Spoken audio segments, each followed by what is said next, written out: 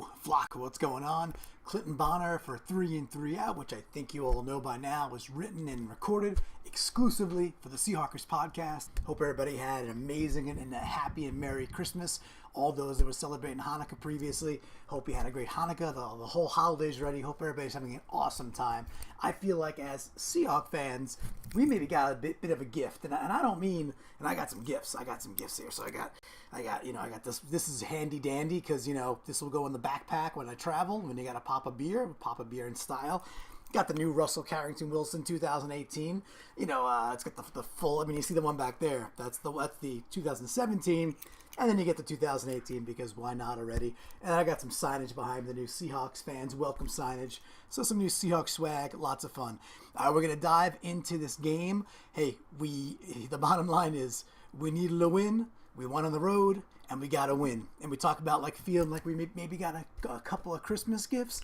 Well, I got to tell you, the biggest one for me was I was not expecting the Bengals to take out the Lions. I was half expecting, maybe 70% expecting, if that's like Arnold Schwarzenegger and Jr. when he's rather pregnant. So I was mostly expecting the Saints to take care of the Falcons, and they did.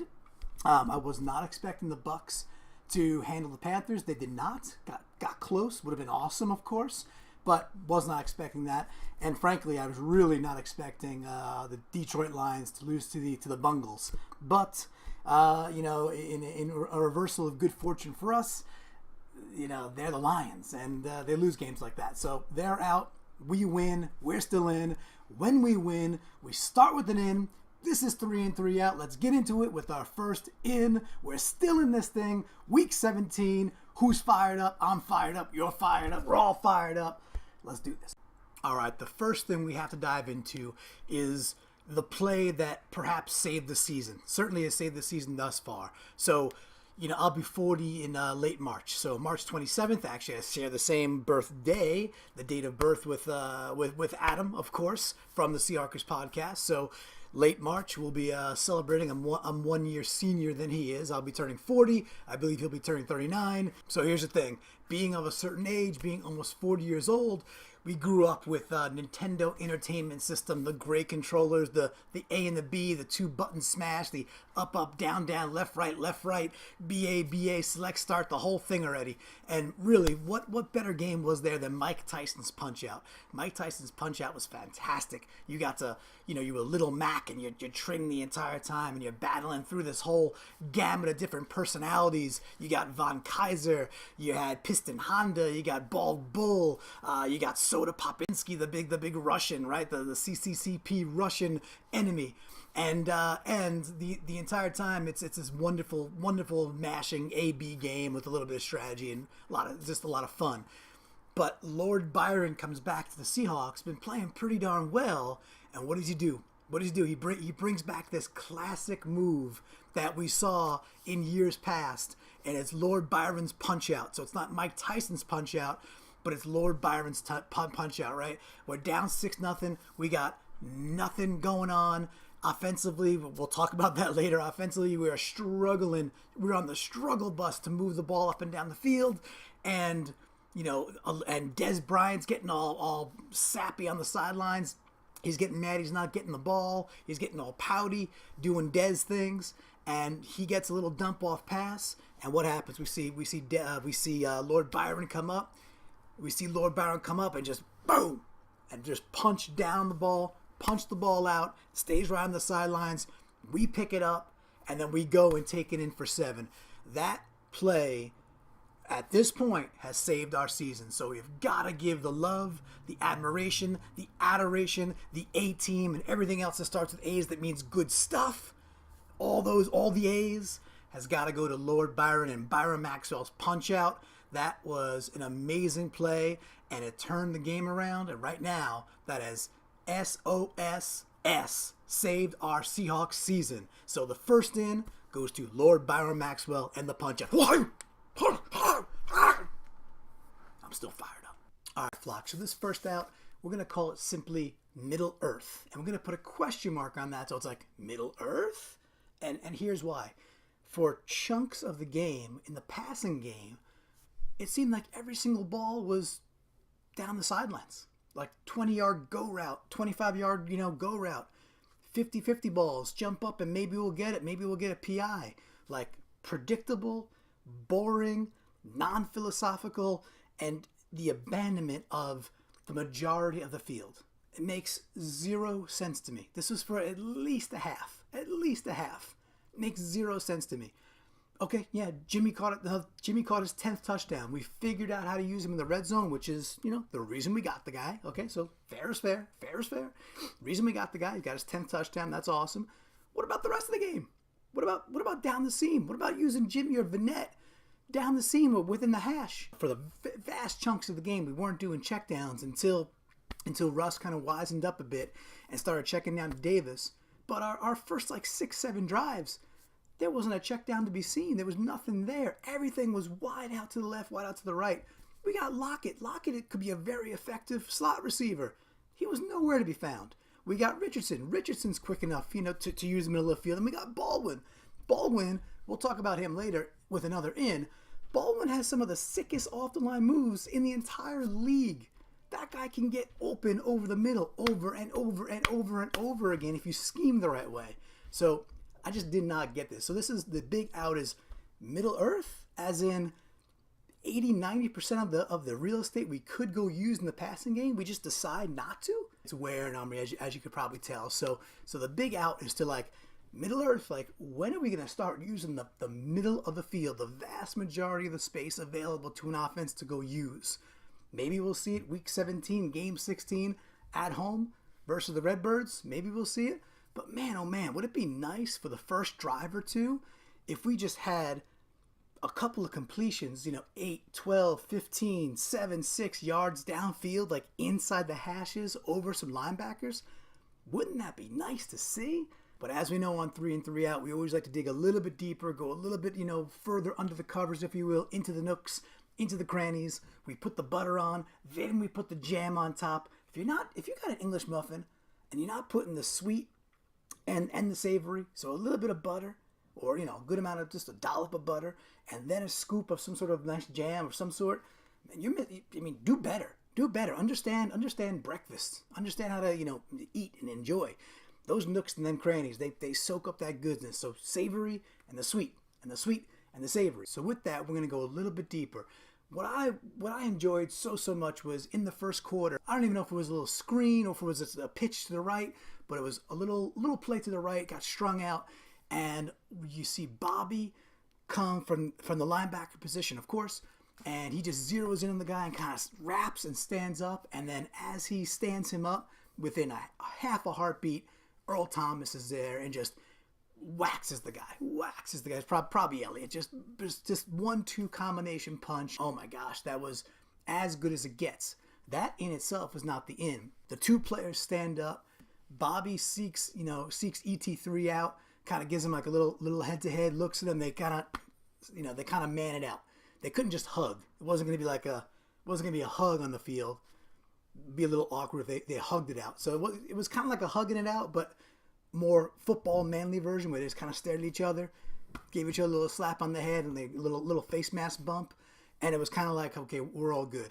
Because you remember what happened last week with Wagner with the keep my name out your mouth tweet, which is pretty damn funny, and of course Earl, just saying different things about that, backups would have done just as good. Then later in the week we hear that Bobby saying, "Oh, we're all good," and then Earl saying, "No, nothing's been resolved," whatever. So just seeing those two come back together, man it out after making a beautiful combo tackle there, to me was absolutely huge. Now, let's forget about the nonsense after the game with Earl going into the locker room and basically telling him, "Hey, in a couple of years, come and see me in a couple of years when I'm done with the Seahawks."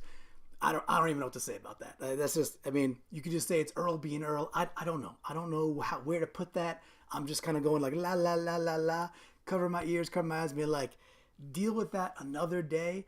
I'm more impressed and more happy to see what happened on the field. On the field, they were working in unison again. On the field, they made an awesome play. And they got up and they just manned it out. Okay, flock. Show of hands out there. Show of hands. How many of us are tired of wasting 3 quarters of football? That's one vote for me. An entire out is not just going to the first 3 quarters of this game.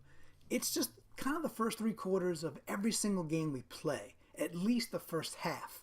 Now, I know people are going to like start hucking rocks at me, right? And say, well, that's how the Seahawks win, and that's how we do. And, you know, if the Seahawks win, they get their 10th win. It's going to be the 6th time in Russell's career with 10 wins. And there's all these awesome stats out there. They're like, here's the quarterbacks who have done that before. Like starting with like Joe Montana. I couldn't believe Montana only had 6 seasons with 10 wins. Pretty nutso, actually. And I get all of that. There's no denying the success of this run, but it doesn't mean we can't demand better, right? We can't get all Seahawkers podcast here and just say, you know, life gives you lemons. You don't settle for lemonade. You kick life you know where, and the Wolfman has nards, and you demand bacon, right? So you know what? Yeah, we might just go win our 10th game, but I'm demanding bacon. We have Super Bowl type teams. We have Super Bowl type talent, and we know we do with Russ. We have a generational quarterback.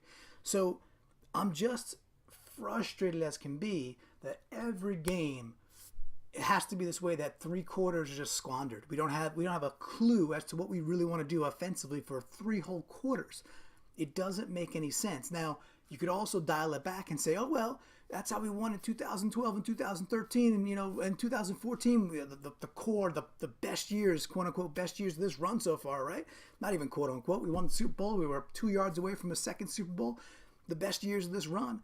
But I would also say, yeah, but guess what? During those years, we ran the ball. Like in the first half, you'd have Marshawn Lynch with, 14 carries, 49 yards. 14 carries, 62 yards.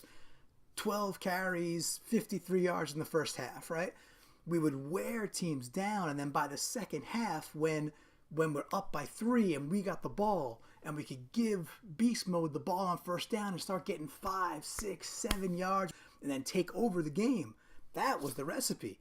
That recipe makes sense. I look at the box. That's like, you know, that delicious Lipton French onion, right? That's a recipe that makes sense. Here's this great packet. Get me some mayonnaise. Rip open the thing. Toss it in. Stir it up, and you've got this amazing French onion dip. Then get any of your chip du jour, whatever chip you love, and you're complete. You get an amazing snack there because the recipe made sense. Well, guess what? The recipe has changed, but we have not changed the ingredients in which we think we're going to get the same delicious dip out of it.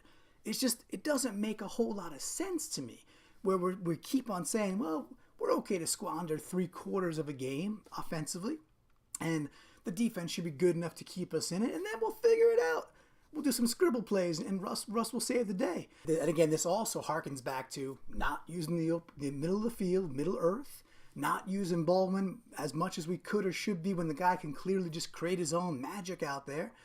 And you combine all that together, and it is an incredibly frustrating thing to sit there and be like, I cannot believe we're entering the second quarter, the third quarter, whatever it might be, and you're like, we don't have any points. We haven't even come close to points in some of these games this year. So these first 3 quarters were just indicative of what we've seen pretty much all year. But hey man, Coach Carroll, if you're listening, and I mean, come on, the millions and millions that of course follow the Seahawkers podcast and listen and subsequently enjoy 3 and 3 Out, which is exclusively written and performed and recorded for the Seahawks podcast. We know this. So, Carol, your recipe is different. I know you want that delicious bowl of onion dip at the end of it. I get that. That's what you want. But right now, you just can't rip open the packet and throw in the mayonnaise and whisk away. You need to do some other things to get that delicious packet together. All right, this ends a bit of a combo meal deal with our quarterback and some of our star players. Now, we talked about just before Russ being a little too dependent or overly dependent. Maybe it's the game calling, maybe it's the scheming, but just these go routes down the sidelines that, I don't know, just doesn't get us into the flow. But we have to give credit on the 2 touchdown drives. We get turnovers, and then we get touchdowns off of turnovers. Absolutely crucial, huge, mark of a good team. Basically had to have it in a game like this. The in is for the combo meal deal of, number one, very, very quickly, though Russ was a little erratic and clearly didn't have his best day out there, the 2 touchdown passes were his 2 best passes of the day. That's kind of neat. That's kind of nice, right? That, the short little turnaround to Jimmy. Okay, that one's a bit kind of easy, right? It's where it's got to be, but perfectly executed. But the one I really want to focus on, the one where I really want to give the into, is more for the Russ Baldwin combination. But that one we're just calling the in, like moves like Jagger, right? That is some Maroon 5 moves like Jagger stuff right there. Because if you go back and watch Baldwin off the line, we were just talking about that we don't use the interior of the field nearly well enough. Yet, go look at what Baldwin did to that Cowboy. That Cowboy is still searching for it. He hasn't even found his jock yet. He lost his jock. There's no doubt about that. The jock was lost. There was an alarm that went off, and there was a lost jock. He still hasn't found that jock. He still has not found that. That's how good of a move he puts on that guy at the line of scrimmage, and then breaks out to a little fade to the corner, and then Russ just drops in a beautiful ball, right over the top in his basket. Tough little throw, beautifully done. The in is more for Baldwin, and the moves like Jaguar. The moves like Jaguars. That's good. Moves like Jagger. But I want to harken back to what we just threw as an out and say, man, if you've got Baldwin and this dude can clearly get open. I mean, look at that. I mean, look at the space in which they're in the red zone. They're within like the 5-yard line, and Baldwin gets that open. Now, what happens if you do that when you're on your own 27? You're on your own 33. You're on the 50. You're on the opponent's 40. And you let Baldwin just beat dudes bad off the line and work the middle of the field and get open. I mean, it's a little flat. So this in is to the moves like Jagger and Baldwin just getting open and that beautiful touch by Russ. But the other side of it is, because this is the sober yin and raging yang of 3 in 3 out, the other side of this is the frustration that, man, you got a guy like Baldwin. This guy is elite. He is an elite wide receiver. He is an elite route runner. He's an elite catcher. He catches basically almost everything. It's very rare for that guy to have a drop pass. And yet, we don't allow him just to go and beat dudes off the line nearly enough and then work the middle of the field like we were just talking about. But we are on the positive side, so let's stay positive. Let's say Baldwin, that was some elite stuff right there. That was the moves like Jagger. I won't say Jaguar again. The moves like Jagger. Russ, drop it in. The little dime right in your basket for 6. Beautifully done. I was out of my seat. I was jazzed. I was jazz hands the entire thing. I was a double jazz squared there. I was pumped, and also was thrown into a fit of fury with my jazz hands. It was something like that. It was probably more of a fist pump, but when you retell a story, you might as well say it was jazz hands. All right, this last out is one I feel like we got to talk about because A, we got a game coming up against Arizona that we need to win. Number 2, or B, I guess it'd be A then B. I guess you wouldn't go A then 2, but sometimes you zig when you should zag, and what already, right? As long as you get there, right? By the way, a little side quill. I don't know about you, all those Lyft campaigns, LYFT, the ride sharing company, where their slogan is, it matters how you get there. I got to tell you something, Lyft. You couldn't be more wrong. Your entire slogan and being is lost on me. The fact of the matter is, I'm pushing a magical button on my phone. I need a vehicle of some sort to pick. It could be a rickshaw for all I care, as long as it's comfortable and I get there. And I get there kind of on the time I wanted to get there. So if there was like a magic rickshaw that had the comforts of a car. So basically, if there was a car, but it was a rickshaw, but it still got me there, and it was nice and warm. Maybe they had a little bottle of water back there for me, maybe some gum if I wanted that. And they opened up the back of the rickshaw, like leather piece so the rickshaw might have to put my luggage in. If that rickshaw got me there, I don't care how I got there. So Lyft, you got to do better with your marketing. It's just plain terrible. It does not matter how you get there. I'm hitting a magical button and something's taking me there. Do better, Lyft. Anyway, but let us get back to the out at hand here. Now, after the turnovers, we were 2 for 2 down the red zone, right? We had the beautiful pass to Jimmy, beautiful pass to Doug, touchdown. We win the game because of that and because of Coleman's heroics. This much, we already know this. And of course, the defense was outstanding. We know all this. But oh man, wouldn't it be nice, like Beach Boys style, wouldn't it be nice if we could punch a ball in from the 1 yard line or the 2 yard line via the run game? Wouldn't that be something? It was super cool to see Rawls get back out there. Again, Davis played pretty well. Davis did some really nice things, considering that the blocking was men's at best. Davis played well. Rawls had a couple of really nice runs. It was awesome to see Rawls back out there. Super pumped about that. When we got into the 2 yard line, 3 yard line, I mean, it all just falls apart. We cannot run the ball when it matters. And in fact, there was a play in the fourth quarter before Baldwin's touchdown where Justin Britt just gets owned. And Britt's had a good year. You know, Britt has been like just the steady Eddie across the board. And Britt has emerged as a very, very good center in the NFL. And that's good. That's beyond good enough. You got a steady Eddie center who's been healthy, who's been a rock back there. And when we are zone blocking the right way, that man's getting to the second level quite often when we're zone blocking the right way. But Britt's been, Britt's one of our best, right? We love Britt. But on this particular play, he gets blown off the ball, nowhere near it, completely whiffs, havoc in the backfield, loss of yards again. Now again, we get a pass to Baldwin, maybe a play or two later, we get the touchdown. All's well that ends well, I suppose. But the out in general is, when we need to run the ball or when we're in goal line situations, we still can't run the ball. We still cannot run the ball. And it's like, man, maybe at some point we'll be able to put this together. Maybe at some point we could see Rawls back there, give Rawls a shot. Keep feeding Davis. We fed Davis some other times, 3 times in a row, in some parts of the game where it made 0 sense to run 3 times in a row. 0 sense. Maybe we'll be in a position versus the Cardinals where we're up a touchdown or 2 and we get a chance down by the goal line and we can just feed one running back 2 or 3 times, maybe even a 4th time if we have to get in the end zone. Boy, oh boy, would it be really something? Wouldn't it be nice if we could just hand the ball off at the 2 or the 3, move the pile forward and get a couple of touchdowns that way? I know there's a lot of these things out there like, well, we'd be so good only if, and be really a good team only if. Maybe that's why we're heading into week 16 with I'd say only a chance to win our 10th game, but instead of winning our 12th or 13th game, just because big parts of a game that NFL teams that are successful, we're having a hard time executing with them all through the year. We got 1 more week to go. Let's win our game.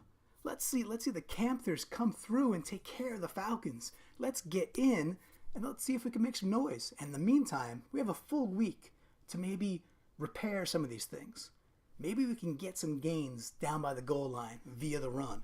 Maybe we could use the middle of the field way, way earlier in the game and stop relying on these 20, 25-yard go routes that just don't seem to that put us in bad positions. Let's see if we can correct these things as we head into this final week of the season, the regular season. Maybe we'll catch a break. And then, hey, maybe we got some more of these to do this year. Maybe it ain't over, right? We already got a bit of a Britmas miracle. We already got the Bungles somehow taking down Detroit. So why not? All these games kick off at 4:25. They all kick off 4:25 on Sunday. Eastern. I'm on the East Coast. I'm in Connecticut. So all these games at 1:25 local, 4:25 Eastern. Man, oh man. Like the Panthers need to win. Panthers got to go out there and win. New Orleans, they're going to be playing their game. They're going to be trying to win. And of course, at the Clink, we got to win. So let's do this. Let's have 1 more week to get things right. Let's try and catch a couple of breaks, find ourselves in the postseason, and then it's a brand new year. Let's see what we can do. Because at that point, put up any NFC team against us. Let's see what happens. At that point, it's almost house money at that point if we get in, right? Let's see if we can make a run. All right, that is 3 in, 3 out this week. As you know, it is written, performed, recorded, and distributed exclusively for the Seahawkers podcast. If you are a Seahawks fan, if you're a Seahawks fanatic and you love your Seahawks, this is like the golden era of content. The first thing you got to do is just go to SeahawkersPodcast.com, Look at the different apps. They got iOS, they got Android. Any way you want to go listen to it. It's on Spotify. It's basically everywhere. Download the app, subscribe, do what you got to do. But if you're not doing that, then you got to do better. All right, I'm Clinton Bonner. This is 3 and 3 Out. Go Hawks.